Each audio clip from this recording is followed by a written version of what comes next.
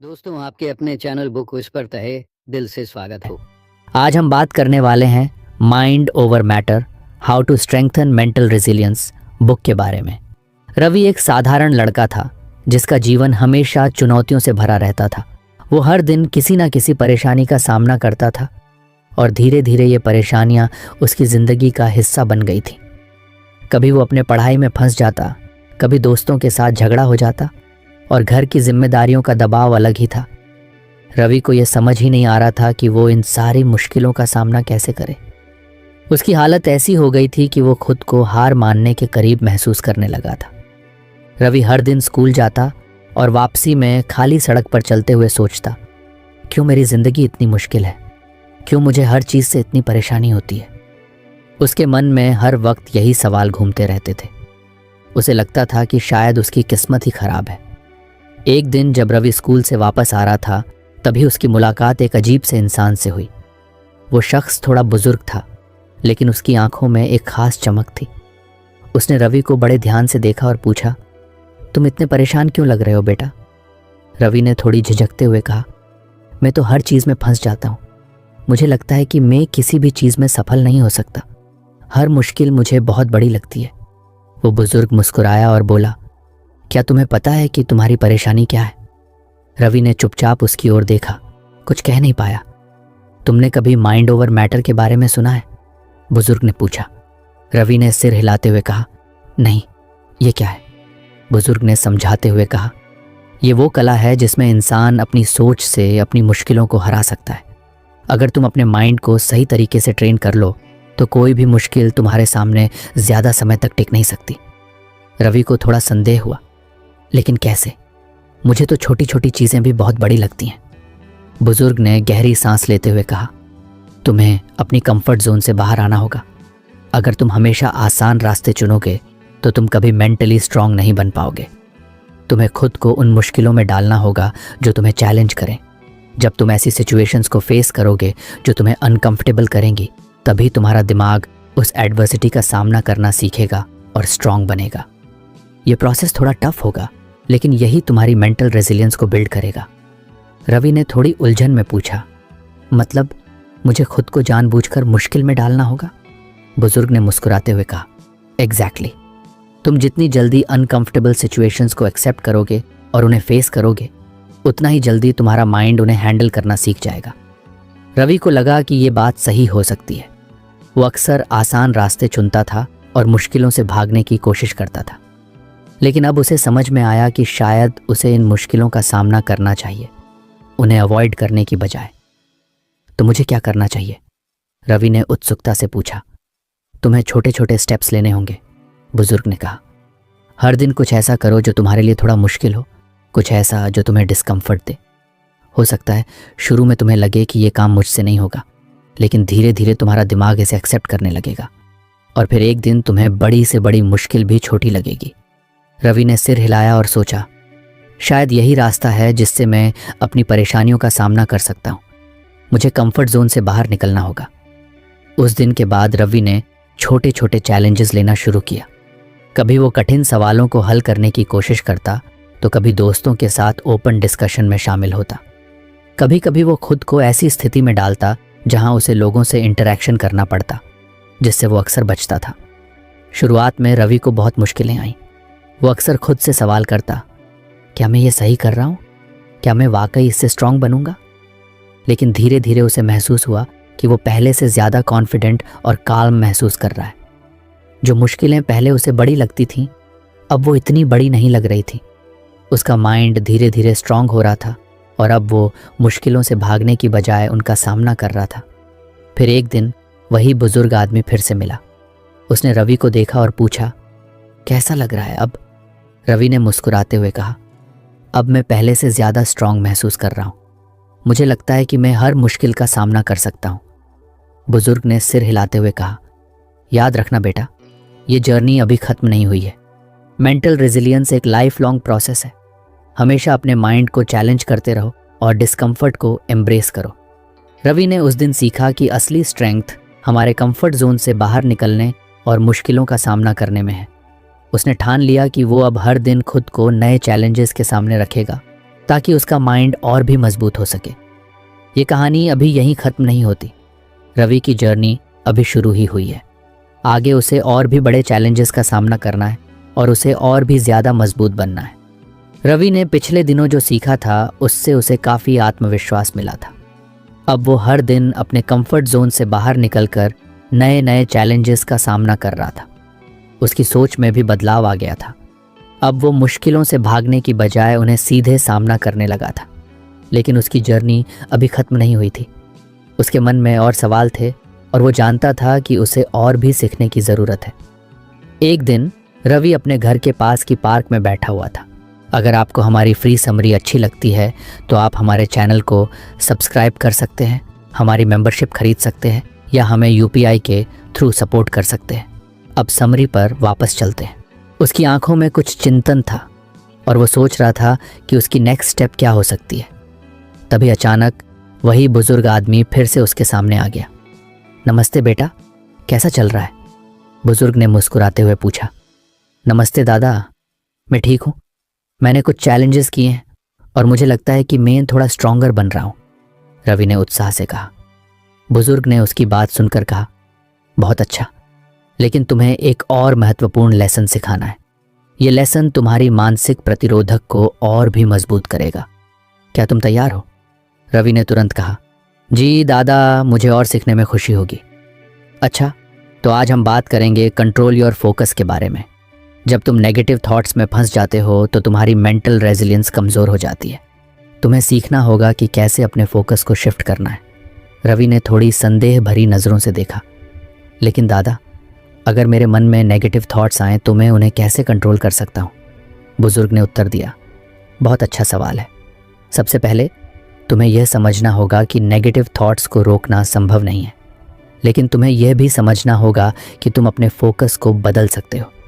तुम उन चीज़ों पर कॉन्सेंट्रेट कर सकते हो जो तुम्हारे कंट्रोल में हैं, न कि उन पर जो तुम्हारे कंट्रोल से बाहर हैं। लेकिन दादा, अगर मैं नकारात्मकता के बारे में सोचूंगा तो मैं कैसे आगे बढ़ सकता हूँ? रवि ने फिर से पूछा। देखो, जब तुम नेगेटिव थॉट्स पर फोकस करते हो तो तुम्हारा एनर्जी वेस्ट होता है। जैसे कि अगर तुम्हें यह सोचने की आदत हो गई कि तुम्हारे साथ क्या गलत हो रहा है तो तुम खुद को और भी ज़्यादा परेशान करोगे। इसके बजाय तुम्हें सोचना चाहिए कि तुम उस सिचुएशन को कैसे सुधार सकते हो, बुजुर्ग ने समझाते हुए कहा। रवि ने ध्यान से सुना। तो मुझे हमेशा सॉल्यूशंस पर ध्यान देना चाहिए, न कि प्रॉब्लम्स पर, उसने पूछ। बिल्कुल सही। जब तुम अपने माइंड को पॉजिटिव सॉल्यूशंस पर कॉन्सेंट्रेट करते हो तो तुम उस नेगेटिव साइकिल से बाहर निकल सकते हो। ये तुम्हारी मानसिक स्थिरता को और मजबूत करेगा। ठीक है दादा, लेकिन इसे कैसे करूं? रवि ने अपनी उत्सुकता व्यक्त की। बुजुर्ग ने कहा, शुरुआत करो उन चीज़ों से जो तुम कंट्रोल कर सकते हो। जैसे अगर तुम्हारी पढ़ाई में दिक्कत हो रही है तो सोचो कि तुम अपनी स्टडी हैबिट्स को कैसे इंप्रूव कर सकते हो। या अगर तुम्हारे दोस्तों के साथ कोई मिसअंडरस्टैंडिंग है तो तुम उन्हें कैसे सुलझा सकते हो। अपने फोकस को उन चीज़ों पर रखो जिन पर तुम वास्तव में काम कर सकते हो। रवि ने समझा। तो मुझे हर बार प्रॉब्लम पर सोचने के बजाय सॉल्यूशन पर कॉन्सेंट्रेट करना है। एग्जैक्टली। और जब भी तुम्हें नेगेटिव थॉट्स आएँ उन्हें पहचानो और फिर अपने माइंड को उन सॉल्यूशंस पर शिफ्ट करो जो तुम्हारे कंट्रोल में हैं, बुजुर्ग ने आगे बताया। रवि ने सोचते हुए कहा, मैं समझ गया हूँ। मुझे खुद पर और अपने चॉइसेस पर ध्यान देना है। उस दिन के बाद रवि ने अपने डेली रूटीन में एक नई आदत डालने का डिसीजन लिया। जब भी उसे नेगेटिव थॉट्स आते, जैसे कि मैं कभी भी एग्ज़ाम्स में अच्छा नहीं कर सकता या मैं कभी भी अपने दोस्तों के साथ नहीं मिल पाऊंगा, वो तुरंत अपने फोकस को बदलता। वो सोचता कि मैं अपनी पढ़ाई में कैसे इम्प्रूवमेंट कर सकता हूँ या मैं अपने दोस्तों से बातचीत करके मिसअंडरस्टैंडिंग्स को कैसे दूर कर सकता हूँ। पहले कुछ दिनों में ये करना थोड़ा मुश्किल लगा, लेकिन धीरे धीरे उसे ये आदत बन गई। जब भी नेगेटिव थॉट्स उसके मन में आते, वो खुद को यह याद दिलाता कि उसे सॉल्यूशंस पर कॉन्सेंट्रेट करना है। उसने अपने मन में इस बात का ध्यान रखना शुरू किया कि क्या उसे उस स्थिति में कंट्रोल करना है या नहीं।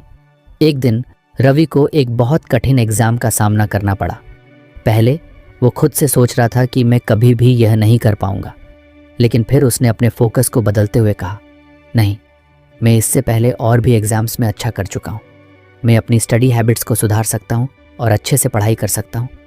इससे उसकी चिंता कम हो गई और उसने एग्ज़ाम में बेहतर प्रदर्शन किया। दिन स्कूल में उसके दोस्तों के साथ कुछ मिसअंडरस्टैंडिंग हो गई थी। पहले उसने सोचा वे मुझे पसंद नहीं करते, लेकिन फिर उसने अपने फोकस को शिफ्ट किया और कहा चलो मैं उनसे बात करता हूँ और ये समझाता हूँ कि क्या हुआ, शायद इससे सब ठीक हो जाएगा। और वाकई में जब उसने अपने दोस्तों से बात की तो सब कुछ सही हो गया। इस तरह से रवि ने धीरे धीरे अपने मानसिक प्रतिरोध को और मजबूत किया। वो नकारात्मक विचारों से परेशान होने के बजाय हर स्थिति को एक चुनौती के रूप में लेने लगा। उसे अब समझ में आ रहा था कि मानसिक ताकत केवल असहजता को स्वीकार करने में नहीं है, बल्कि अपने ध्यान को नियंत्रित करने में भी है। रवि को अब खुद पर गर्व महसूस होने लगा। उसने अपनी सोच को बदलने की प्रक्रिया में कई चीज़ें सीखी थीं और सबसे बड़ी बात उसने यह महसूस किया कि वो अब पहले से ज़्यादा मजबूत और रिजिलियंट हो गया है। जैसे जैसे रवि की यह जर्नी आगे बढ़ रही थी, वो अपने बुजुर्ग दोस्त को याद करता था। वो जानता था कि उसकी मेंटल रेजिलियंस की यह जर्नी अभी भी जारी है और उसे आगे और भी लेसन सीखने हैं। रवि की मानसिक स्थिरता की यात्रा ने उसे एक नए आत्मविश्वास से भर दिया था। उसने सीखा कि डिस्कम्फर्ट को अपनाना और अपने फोकस को कंट्रोल करना कितना महत्वपूर्ण है, लेकिन वह जानता था कि अभी और भी सीखने की ज़रूरत है। वह अपनी भावनाओं पर काबू पाने की कला में महारत हासिल करना चाहता था ताकि वह कठिन परिस्थितियों में बेहतर डिसीजन ले सके। एक दिन रवि पार्क में बैठा हुआ अपनी किताबें पढ़ रहा था। तभी वह बुजुर्ग फिर से उसके सामने आए। उन्होंने मुस्कुराते हुए कहा, नमस्ते बेटा, तुम कैसे हो?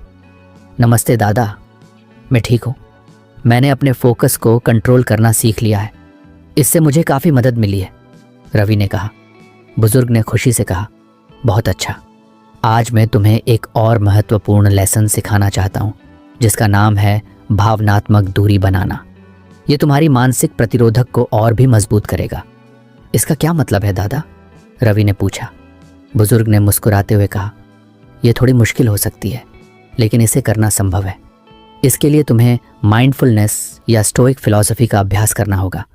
ये दोनों ही तुम्हें अपनी भावनाओं को समझने और उन पर काबू पाने में मदद करेंगे। रवि ने उत्सुकता से पूछा, माइंडफुलनेस और स्टोइक फिलॉसफी का क्या मतलब है? माइंडफुलनेस का मतलब है अपने विचारों और भावनाओं पर ध्यान देना, लेकिन उनसे प्रभावित नहीं होना। जैसे जब तुम डरते हो तो तुम डर के बारे में सोचते हो, लेकिन तुम खुद को उस डर से प्रभावित नहीं होने देते। दूसरी ओर स्टोइक फिलॉसफी सिखाती है कि हमें अपने भीतर की शांति को बनाए रखना है, चाहे परिस्थितियां कैसी भी हों।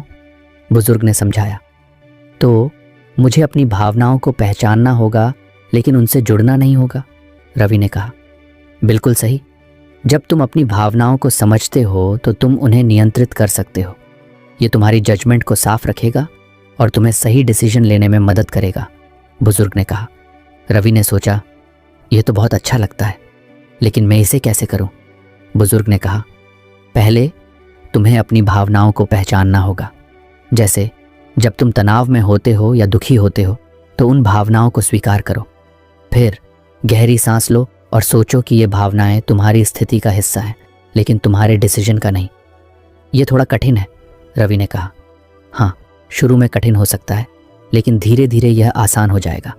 जैसे जैसे तुम अभ्यास करोगे, तुम अपने भीतर की स्थिति को समझने में और बेहतर हो जाओगे। तुम उन भावनाओं को समझकर उन्हें बिना प्रभावित हुए रैशनल डिसीजन ले सकोगे, बुजुर्ग ने आश्वासन दिया। रवि ने डिसीजन लिया कि वह इस पर काम करेगा। अगले कुछ दिनों में उसने अपने जीवन में माइंडफुलनेस का अभ्यास शुरू किया। वह हर दिन कुछ समय निकालता और अपनी भावनाओं को महसूस करता। जब वह तनाव में होता तो वह खुद को याद दिलाता कि यह केवल एक भावना है और इसे अपने निर्णयों को प्रभावित नहीं करने देना है। एक दिन स्कूल में उसे एक बड़ी चुनौती का सामना करना पड़ा। उसकी एक प्रस्तुति थी और वह बहुत घबराया हुआ था। उसके मन में कई नकारात्मक विचार आए, जैसे मैं फेल हो जाऊंगा या सब लोग मुझे जज करेंगे। लेकिन उसने तुरंत अपनी ब्रीदिंग पर ध्यान दिया और अपनी भावनाओं को पहचानते हुए कहा, यह केवल डर है, मैं इसे कंट्रोल कर सकता हूँ। उसने अपनी सांस को गहरा किया और काल्म होकर प्रेजेंटेशन पर ध्यान केंद्रित किया। उसकी प्रेजेंटेशन सफल रही और उसने अपनी कोशिश से सबको प्रभावित किया। दूसरे दिन रवि ने देखा कि उसकी एक दोस्त के साथ मिसअंडरस्टैंडिंग हो गई थी। उसकी दोस्त बेहद अपसेट थी और वह खुद को हेल्पलेस महसूस कर रही थी। उसने काल्म होकर अपनी दोस्त से बात की और उसे समझाया कि मिसअंडरस्टैंडिंग कैसे हुई थी। इससे उसकी दोस्त को सुकून मिला और उन्होंने बात को सुलझा लिया। रवि ने महसूस किया कि जब वह अपनी भावनाओं से डिटैच्ड होता है तो वह ज़्यादा क्लियर हेडेड होता है और बेहतर डिसीजन ले सकता है। उसके मन में अब यह भावना जागी कि इमोशनल डिटैचमेंट ने उसकी मेंटल रेजिलियंस को और भी मजबूत किया है। एक दिन वह पार्क में बैठा था और सोच रहा था कि आगे क्या सीखे। तभी बुजुर्ग फिर से उसके पास आए। उन्होंने पूछा, कैसे हो बेटा? दादा, मैंने अपनी भावनाओं को समझने की कोशिश की है और ये बहुत मददगार साबित हो रहा है, रवि ने कहा। बहुत अच्छा, तुमने अपने भीतर की जर्नी को बहुत अच्छा किया है। आज मैं तुम्हें एक और एक्सरसाइज सिखाना चाहता हूँ, ये तुम्हें और भी मदद करेगी, बुजुर्ग ने कहा। जी दादा, मैं सीखने के लिए तैयार हूँ, रवि ने कहा। तो चलो हम एक सिंपल माइंडफुलनेस एक्सरसाइज करते हैं। ये तुम्हें अपनी भावनाओं को और भी बेहतर तरीके से समझने में मदद करेगी। बस अपने चारों ओर की आवाज़ों पर ध्यान दो, जैसे पक्षियों की चहचहाहट, हवा की आवाज़ और तुम्हारे आसपास के लोगों की बातें। उन्हें सुनो, लेकिन अपने मन को उन पर नहीं लगाओ। जैसे ही कोई नेगेटिव थॉट आए, उसे पहचानो और इसे छोड़ दो। रवि ने आंखें बंद की और चारों ओर की आवाज़ों पर ध्यान देने लगा। पहले उसे लगा कि यह मुश्किल है, लेकिन जैसे जैसे उसने अभ्यास किया, वह धीरे धीरे शांत होने लगा। उसने महसूस किया कि वह अपनी सोच को क्लियर करने लगा था। जब उसने अपनी आंखें खोलीं तो उसने कहा, यह बहुत अच्छा था दादा। मुझे अब समझ में आया कि अपनी भावनाओं से डिटैच होना कितना महत्वपूर्ण है। तुम्हारी जर्नी अभी भी जारी है बेटा। तुम्हें और भी सीखना है और तुम हर दिन एक नए स्तर पर पहुंच रहे हो, बुजुर्ग ने मुस्कुराते हुए कहा। रवि ने ठान लिया कि वह इस भावनात्मक दूरी को अपने जीवन का एक हिस्सा बनाएगा। उसे अब अपने भीतर की स्थिति को समझने का रास्ता मिल गया था। उसे पता था कि मुश्किल समय में जब उसे अपने डिसीजन लेने होते हैं तो वह अपनी भावनाओं को पहचान कर और उनसे दूर रहकर काल्म और रैशनल डिसीजंस ले सकता है। रवि ने महसूस किया कि यह एक लाइफ लॉन्ग जर्नी है, लेकिन वह जानता था कि मानसिक मजबूती की यात्रा अभी खत्म नहीं हुई थी। उसने अपने बुजुर्ग दोस्त से और अधिक सीखने का फैसला किया। एक सुबह रवि पार्क में अपने दोस्त का इंतज़ार कर रहा था। जब बुजुर्ग आए तो रवि ने तुरंत कहा, दादा, मैंने अपनी भावनाओं को नियंत्रित करना सीखा है। अब मैं जानना चाहता हूँ कि मैं और क्या कर सकता हूँ ताकि मेरी मानसिक मजबूती और भी बढ़ सके, बुजुर्ग ने मुस्कुराते हुए कहा।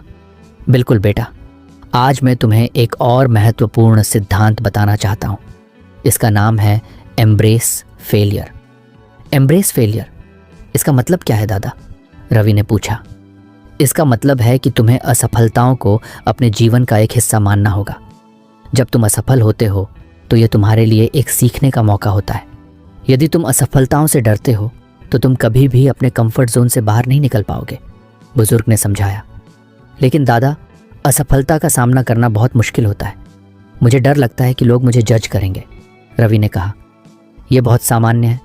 जब तुम असफलता को गले लगाते हो तो तुम अपने भीतर की शक्ति को पहचानने लगते हो, बुजुर्ग ने कहा। रवि ने सोचा, क्या सच में असफलता इतनी महत्वपूर्ण होती है? बिल्कुल।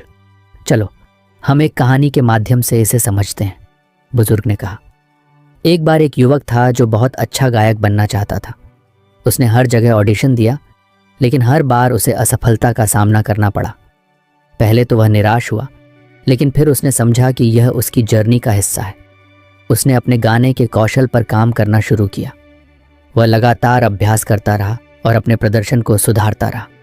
अंततः एक दिन उसे एक बड़ा अवसर मिला और उसने शानदार प्रदर्शन किया। लोग उसकी आवाज़ के दीवाने हो गए। उसका सपना साकार हो गया।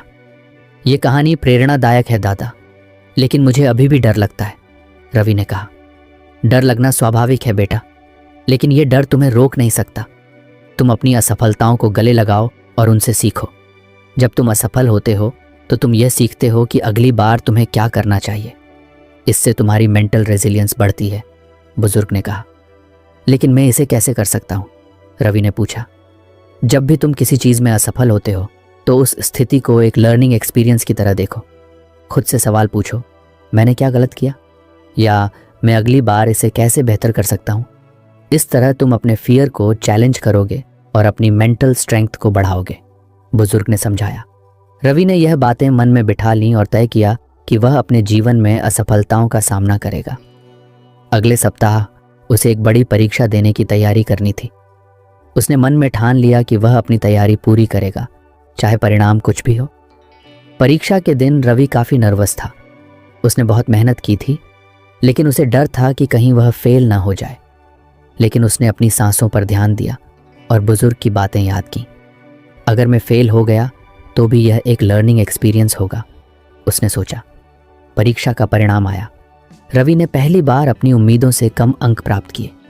उसके मन में निराशा हुई, लेकिन उसने खुद को याद दिलाया कि यह केवल एक असफलता थी। उसने ठान लिया कि वह इसे एक सीखने का अवसर समझेगा। मैंने क्या गलत किया? क्या मुझे और अधिक अध्ययन करने की आवश्यकता थी, या मैंने सही तरीके से तैयारी नहीं की? वह सोचने लगा। अगले दिन उसने अपनी किताबें उठाईं और फिर से अध्ययन करने लगा। उसने असफलता को एक चुनौती के रूप में देखा और इसे अपने सुधारने के अवसर के रूप में स्वीकार किया। इस बार उसने अपने अध्ययन के तरीके में बदलाव किया और अपनी कमजोरियों पर ध्यान दिया। कुछ महीनों बाद जब परीक्षा का परिणाम आया तो उसने अच्छे अंक प्राप्त किए। वह खुश था, लेकिन उसने ये भी समझा कि उसकी मेहनत और असफलता ने उसे और भी मजबूत बनाया। अब उसे पता था कि असफलता उसके विकास का एक हिस्सा थी। जब तुम सीखने की मानसिकता अपनाते हो तो तुम अपनी संभावनाओं को अनलॉक करते हो। जब तुम गिरते हो तो तुम उठते हो और आगे बढ़ते हो। ये तुम्हारे लिए और भी अधिक अवसर पैदा करता है, बुजुर्ग ने कहा। तो मुझे अपने दृष्टिकोण को बदलने की ज़रूरत है, रवि ने कहा। हाँ बेटा, जब तुम किसी चुनौती का सामना करते हो तो इसे एक सीखने के अवसर की तरह देखो। खुद से पूछो, मैं इससे क्या सीख सकता हूँ? इससे तुम अपने भीतर की शक्ति को पहचानोगे और अपने लक्ष्यों को प्राप्त करने के लिए अधिक प्रेरित रहोगे, बुजुर्ग ने कहा। रवि ने यह सोचकर हामी भरी कि वह अपने माइंडसेट में बदलाव करेगा। अगले कुछ दिनों में उसने अपनी सोच को विकसित करने के लिए प्रयास किए। जब उसे कोई कठिनाई आई तो उसने इसे एक लर्निंग अपॉर्चुनिटी के रूप में देखा। एक दिन उसके मित्रों ने एक क्रिकेट मैच खेलने का फैसला किया। रवि क्रिकेट में बहुत अच्छा नहीं था, लेकिन उसने खुद से कहा, यह एक अवसर है सीखने का। मैं इसे एंजॉय करूंगा और कुछ नया सीखूंगा।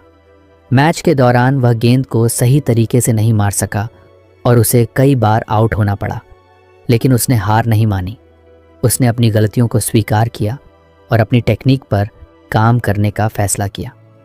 दादा, मैंने सीखा कि असफलताओं को गले लगाना और ग्रोथ माइंडसेट अपनाना कितना महत्वपूर्ण है। अब मैं किसी भी स्थिति में सीखने और आगे बढ़ने के लिए तैयार हूं, रवि ने कहा। बुजुर्ग ने मुस्कुराते हुए कहा, यह सुनकर बहुत खुशी हुई। तुमने अब तक बहुत अच्छा किया है, लेकिन याद रखो, ये यात्रा कभी खत्म नहीं होती। तुम हमेशा सीखते रहोगे और अपने अनुभवों से बढ़ोगे। तो फ्रेंड्स, ये थी हमारी आज की बुक समरी। आपको कैसी लगी कमेंट करके ज़रूर बताएं।